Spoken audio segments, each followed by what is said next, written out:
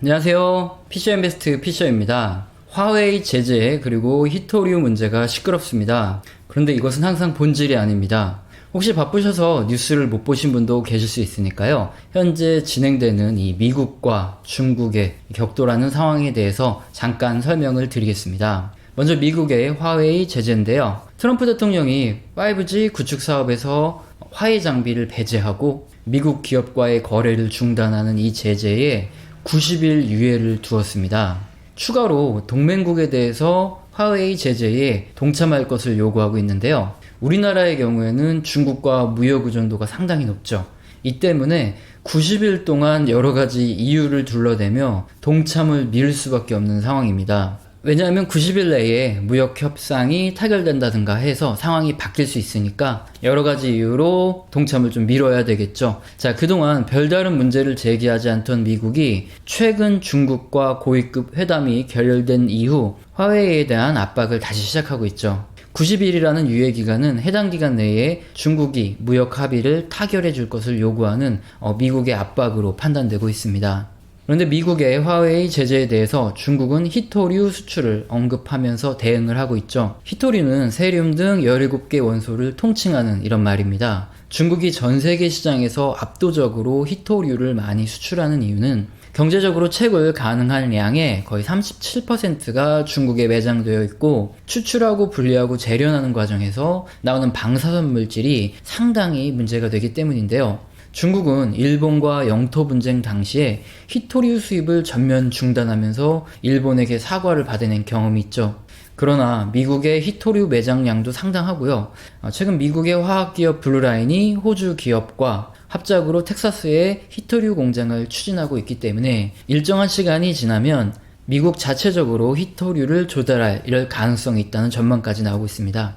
하지만 당장 중국이 히토류 수출을 중단한다면 미국은 거의 80%를 중국으로부터 수입하고 있기 때문에 타격도 클 수밖에 없는 상황이죠.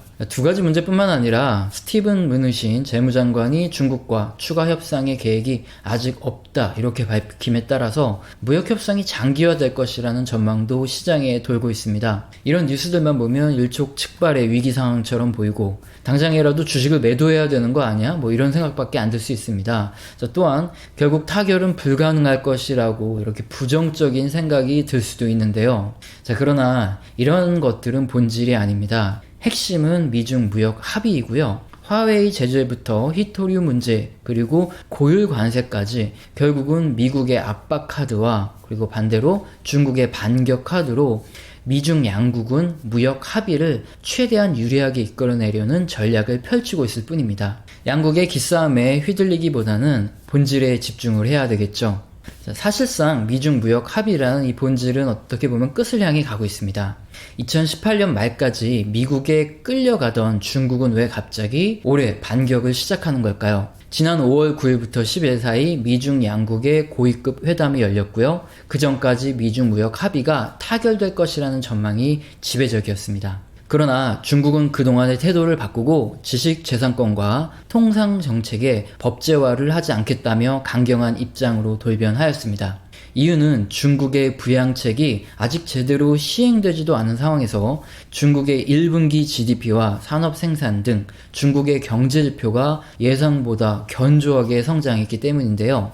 중국의 경제가 크게 둔화되었다면 무역 합의가 타결되었겠지만 중국이 미국에 완전히 끌려가는 이런 합의를 할 이유가 없다고 판단을 한 것이라고 볼 수 있습니다. 미국의 고율 관세 부과가 중국의 경제를 만약에 1분기 심각하게 훼손시킨다는 것이 확인되었다면 오히려 중국은 히토류 수출을 중단할 수조차 없겠죠.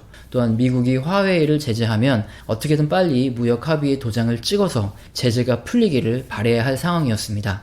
하지만 1분기 중국의 경제가 양호하게 나왔기 때문에 중국은 조금 더 배짱을 부리는 거죠. 핵심적인 문제에 대해서 사실 중국은 미국의 요구에 대부분 동의를 하고 있습니다. 먼저 지적 재산권 및 통상 정책에 대한 개선 의지는 확실합니다. 중국의 제품을 수입해주는 1순위 국가는 미국이고요. 이것은 당분간 크게 변할 가능성이 없습니다. 중국의 기술이 발전할수록 특허권과 가격 경쟁력이 중시되는데요. 만일 이런 상황에서 미국이 중국 제품의 특허를 인정하지 않고 기술력을 그대로 베낀 제품에 아무런 통제를 하지 않거나 미국 제품에만 미국 정부의 지원금을 지급해서 불공정한 무역을 하려 한다면 중국 또한 제재를 가할 수 있는 방법이 없게 됩니다. 바로 자신들의 행동이 역으로 미국에게 당할 수 있는 거죠. 신흥국의 기술 성장 스토리는요, 사실 모두 동일합니다. 일본, 우리나라, 대만, 중국 모두 처음에는 저렴한 인건비 때문에 선진국의 생산기지로 출발을 했습니다. 그리고 선진국의 제품과 기술력 등을 모방하면서 경제 성장을 이렇게 이루었고요. 그러나 결국 기업들이 어느 정도 수준까지 자신들의 기술력을 성장시키면 글로벌 시장에서 지식재산권을 스스로 보호하려고 합니다. 화웨이 등 이런 세계적인 중국 기업들이 하나씩 늘어가고 있는데요. 중국도 스스로의 지적 재산권을 보호해야 할 이런 단계에 진입하고 있는 것입니다. 이번 미중 무역 분쟁이 계기가 되었지만 중국도 자신들의 수출국에 대해서 지식재산권과 불합리한 통상 정책에 개선을 요구해야 하는 입장이 되어가고 있다는 것이죠. 자, 뿐만 아니라 중국 정부의 투자만으로 한계가 분명하기 때문에 기업 부채 문제와 성장률 둔화를 해결하기 위해서는 금융시장 개방이 필수적인 상황입니다. 중국은 대부분의 국영 기업의 대출로 기업들이 자본을 조달하고 있죠. 하지만 경기가 둔화돼서 기업 경제가 나빠질 경우에 이것은 중국 전체의 국가 경제 위기로 발전을 합니다. 이러한 리스크 관리 차원에서 해외 자본의 도입이 반드시 필요한 상황입니다. 자, 그리고 무엇보다 중국은 위안화를 기축통화로 만들려고 하는데요. 발권 이익인 신유리지 때문입니다. 이것을 위해서 반드시 거쳐야 하는 과정 역시 금융시장 개방이죠. 본질이 이럼에도 불구하고 투자자들의 마음은 그렇지 않죠. 미국이 고율 관세를 부과하고 화웨이를 제재하고 중국이 히토류 수출을 중지 검토할수록 투자자들의 불안은 더욱 커져갑니다. 이 때문에 미중 무역 합의가 결국은 무기한으로 갈 것이다. 이런 전망을 하시는 분들이 점점 많아지는 이유거든요. 아무런 준비 없이 내 자산의 100%를 주식으로 가지고 있는 경우라면 지금의 시장의 등락 그리고 손실 이런 불안을 감내하지 못할 겁니다. 결국 불안이 가중되고 증시가 흔들리는 것을 참지 못하고 매도를 해야 할 순간이 올 수도 있죠. 자, 그러나 양국의 제재가 강해지고 양국의 경기가 악화될수록 무역 합의의 타결 가능성이 높아지는 겁니다. 지금 제 영상을 꾸준히 시청하셨던 구독자분들은 40% 이상의 비중으로 채권을 가지고 리스크를 관리해 오고 있기 때문에 양국의 갈등이 강해진다고 최악을 우려하면서 주식형 자산을 전부 매도하기보다는 양국의 갈등이 커지고 경제가 어려워질수록 타결 가능성이 높아진다는 관점에서 기다려보는 것은 어떨까 하는 이런 의견을 드립니다. 자, 그럼 여기서 이런 질문과 맞닥뜨리게 되죠. 만약 미중 무역 합의가 완전히 결렬되면 어떻게 하나요? 자, 우리가 우려하는 리스크는 단 하나입니다. 지난 1930년대 대공황이 발생하고 미국은 자국의 제조업을 보호할 이럴 목적으로 스무트올리 관세법을 통과시킵니다.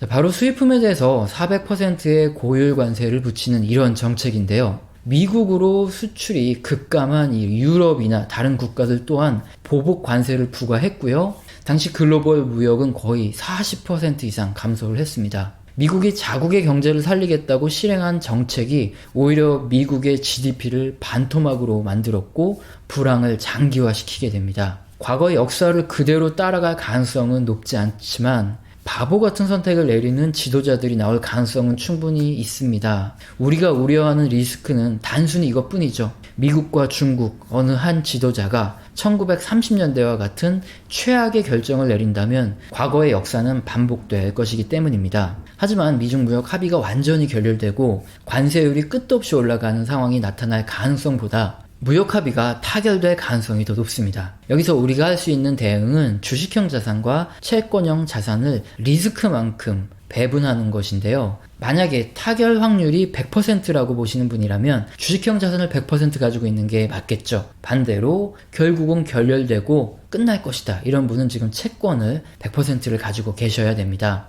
저의 의견은 앞서 설명드린 미국과 중국의 상황 등을 근거로 볼 때 타결될 가능성이 80% 이상으로 보고 있지만 리스크 관리 차원에서 주식형 자산 60%와 채권형 자산 40%로 아주 오래전부터 대응을 해오고 있습니다. 또한 제 영상에서 아주 자주 설명드렸던 내용이죠. 자, 스스로가 생각하는 최악의 확률과 그에 맞는 채권으로 리스크를 관리하는 것이 현재 상황에선 가장 합리적인 대응이 아닐까 싶습니다. 오늘 영상도 마음에 드셨다면 구독과 좋아요는 꼭 눌러주시고요. 지속적으로 시청 부탁드리겠습니다.